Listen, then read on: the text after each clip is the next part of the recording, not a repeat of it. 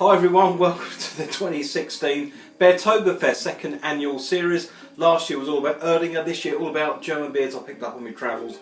They'll cost £1.25 or English pence or less for a 500ml bottle. Episode 5 of 6. Up on the show today we have a Berliner Kindl Pils. Tips the scales at a very sessionable 4.8%. Love the shape of the bottle. Quite funky artwork. As you know, on Beertoberfest we try and bring a little bit of Oktoberfest to my kitchen. We got the artwork up, we got the towels of course that Germans leave in most places. We've got the band playing in the corner of the kitchen. All we need now is some beer, and that's what we got. So funky artwork, plain gold caps, get it popped and poured and see what she is like. Not much of a hiss, not much cannon smoke either. Now this cost me 99 English pence from supermarket Aldi. Not Aldi as in the cars, but Aldi as in supermarkets, A-L-D-I.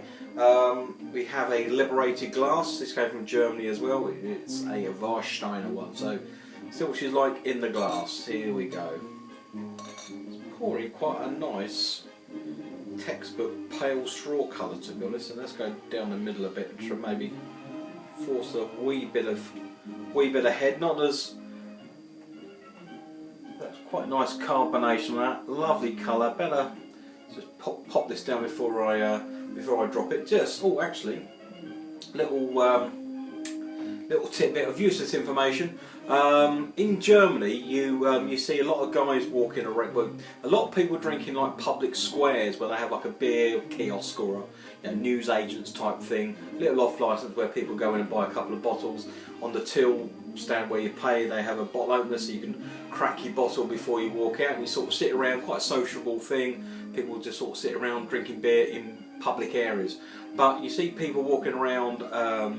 Not necessarily tramps, but or bums as you call them in the States. So people walk around with like shopping trolleys, picking up all of the bottles because you get money back on the bottles over there. I don't know if it's 5 or 10 cents out of the euro, but most of the bottles over there, because they go back for recycling, they have a worn rim sort of around there. So this hasn't got any of those, so it makes you think that it's not necessarily available in Germany, or it's definitely not made with recycled bottles. But yeah, very very worn, visible rim goes around there in the within the brown of the glass. So useless fact of the day. Anyway, let's get the beer back. Disappointing, the head's completely dissipated straight away. I mean, I've got spots with a bigger head than that. Not overly busy now on the carbonation either. Still a textbook colour. Let's go in for a sniff and see what we get. No real hops coming through there. It's more malty and like cereal, like maybe like cornflakes, something like that. But it's quite fresh, and maybe a little bit syrupy.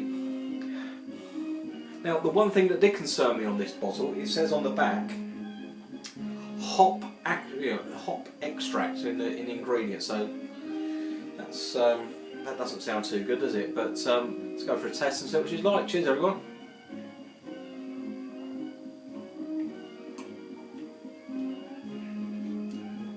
Malts. It's got that like sticky malty taste. Yeah, that type of what it leaves in your mouth. That sort of, not a twang, but it's a bit watery. It's all about the malty taste, to be honest, but there's not a great deal going for it.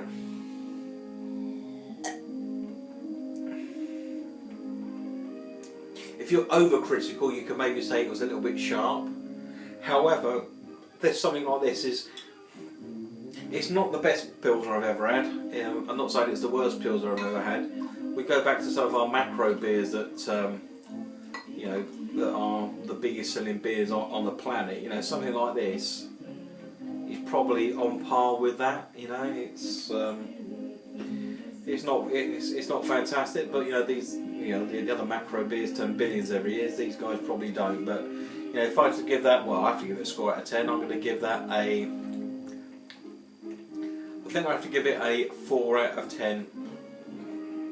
A little bit little bit gassy now as well, but I think it just maybe just needs a little bit more attention to detail in various places, in the hoppage, maybe in the, not necessarily the carbonation, definitely in the ingredients factors, you know, maybe to try and get the appropriate ingredients to maybe give a little bit more head retention. But you know, if I saw a case of, you know, 6 of them against 6 bottles of a globally well-known macro type beer, I'll probably go for that, to be honest. More on the fact that, you know, it's a smaller brewery, and obviously if these guys can make more money, they can probably do more on the equipment, on the ingredients, blah blah blah, where the other people are perhaps more just in it for the quick buck, so to speak. That does it for me, everyone. Thanks for watching as always, and we'll see you again real soon for the final episode of the 2016 Beartoberfest right here on Thursday. Thanks for watching, everyone. Be seeing you.